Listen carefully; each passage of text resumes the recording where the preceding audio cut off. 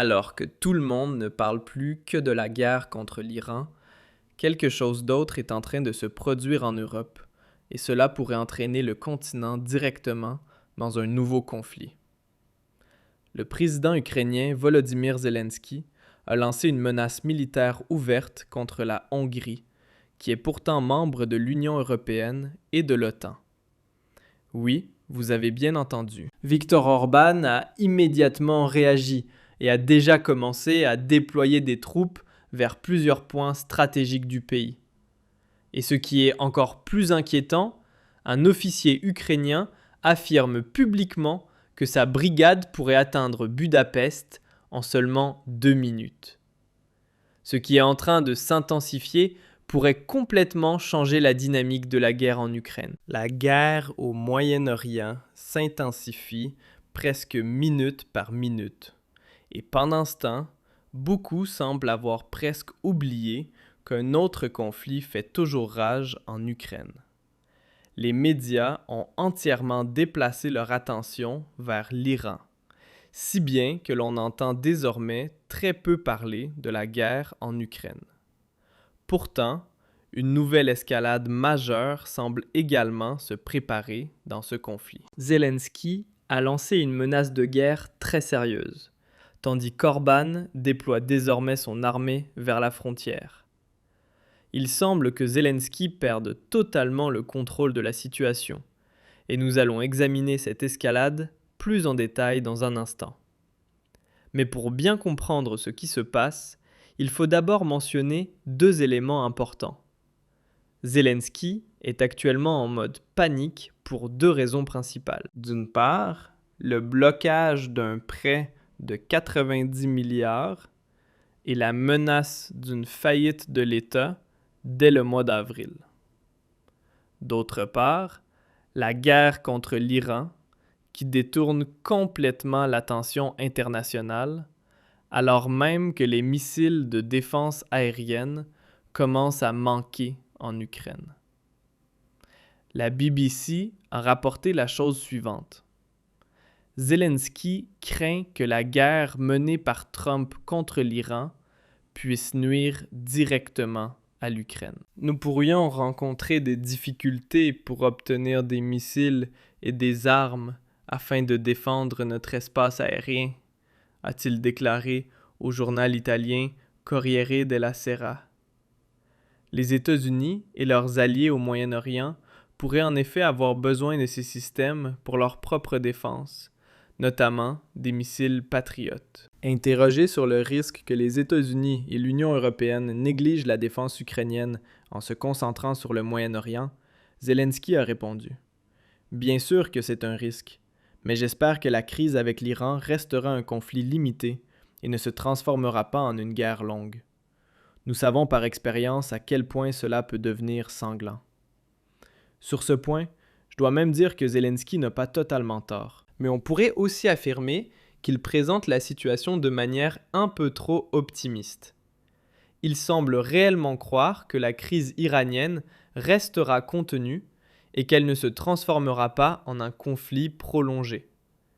Mais dans quel monde déconnecté de la réalité vit cet homme ?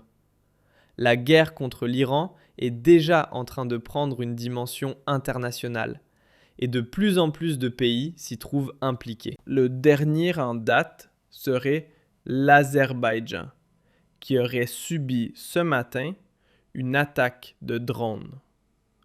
Trump aurait également lancé une offensive terrestre avec ses alliés, tandis que l'Iran n'a même pas encore officiellement demandé le soutien de la Russie ou de la Chine.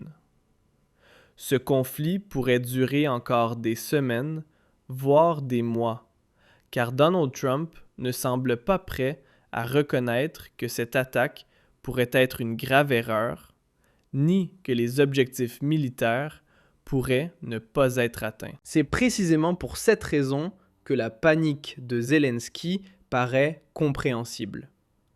On voit déjà que les systèmes de défense aérienne israéliens sont soumis à une pression énorme et que de plus en plus de missiles atteignent Tel Aviv chaque jour, comme on l'a déjà observé l'année dernière. Les États du Golfe se seraient également plaints auprès de Trump, car Washington hésiterait à reconstituer rapidement les stocks de défense aérienne déjà utilisés. Mais que peut réellement faire Trump ? Les réserves de missiles sont limitées et la production avance lentement. Les États-Unis seraient même contraints de se tourner vers la Corée du Sud pour obtenir des systèmes supplémentaires, ce qui affaiblit leur posture stratégique face à la Chine. Et pour l'Ukraine, cela signifie une chose très simple. Moins de missiles disponibles et donc un problème majeur pour la défense du pays. Le deuxième grand problème pour Zelensky est bien sûr le blocage par la Hongrie du prêt de 90 milliards. Et c'est précisément pour cette raison qu'il a maintenant lancé une menace particulièrement dure contre Budapest. Dernière information, le Premier ministre hongrois Viktor Orban vient d'adresser un ultimatum au dirigeant ukrainien Zelensky. Selon lui, l'Ukraine envisagerait de saboter une importante pipeline. C'est pourquoi la Hongrie aurait déjà déployé des troupes sur 75 sites stratégiques à travers le pays. Et Orban ajoute clairement: si l'Ukraine décide d'ouvrir un second front, Zelensky devra en payer le prix. L'affaire de la protection de cette infrastructure n'est d'ailleurs pas nouvelle. J'en avais déjà parlé. Viktor Orban a activé l'armée pour sécuriser les installations critiques de la Hongrie. Mais que veut-il dire exactement lorsqu'il affirme que Zelensky pourrait ouvrir un second front ? Est-ce que Zelensky envisagerait réellement une action contre la Hongrie ? Eh bien, selon ses propres déclarations, cela semble bien être le cas. Lors d'une conférence, Zelensky aurait déclaré mot pour mot qu'il pourrait envoyer l'armée ukrainienne rendre visite à Viktor Orban. Autrement dit, il formule une menace militaire directe. Le président ukrainien aurait donc adressé une menace claire au Premier ministre hongrois, simplement parce que Budapest continue de maintenir son veto contre les milliards d'euros de crédits européens destinés à Kiev. Lorsque j'ai lu cela, j'ai d'abord cru à une erreur. Est-ce que cet homme a complètement perdu la tête ? Et pourtant, il l'a vraiment dit. Regardez simplement cet extrait vidéo où Zelensky s'exprime. Ce qui choque dans cette déclaration, c'est la formulation elle-même. Zelensky affirme littéralement qu'il pourrait transmettre l'adresse de Viktor Orban aux forces armées ukrainiennes afin qu'elles parlent avec lui dans leur propre langage. Et cela, mes chers spectateurs, ressemble clairement à une menace de nature militaire adressée à la Hongrie. À partir de ce moment-là, on comprend beaucoup mieux pourquoi Viktor Orban parle désormais d'un possible second front dans ce conflit. Zelensky apparaît désormais, aux yeux de certains commentateurs, comme un dirigeant qui agit de manière totalement incontrôlée, comme si plus personne ne parvenait à le retenir. Et, pour être honnête, cela n'étonne pas certains observateurs. Selon eux, ceux qui le soutiennent habituellement, en particulier les États-Unis, seraient eux-mêmes confrontés à de graves difficultés au Moyen-Orient et auraient désormais d'autres priorités. En d'autres termes, Washington aurait actuellement trop de problèmes à gérer ailleurs. Et c'est dans ce contexte que Zelensky réagirait de façon de plus en plus imprévisible.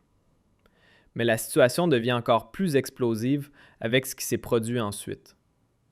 Peu après ces déclarations, un officier ukrainien est intervenu publiquement et a évoqué la possibilité d'une invasion de la Hongrie. Cette prise de parole a immédiatement provoqué une vague d'inquiétude en Europe et déclenché une forte alerte politique. Dans son intervention, cet officier a tenu des propos particulièrement agressifs à l'égard du Premier ministre hongrois Viktor Orban. Il a même affirmé que la 128e brigade ukrainienne pourrait atteindre Budapest en seulement 2 minutes et que la Hongrie ne pourrait rien faire pour l'empêcher. De telles déclarations sont perçues par certains comme une menace directe contre un État membre de l'Union européenne.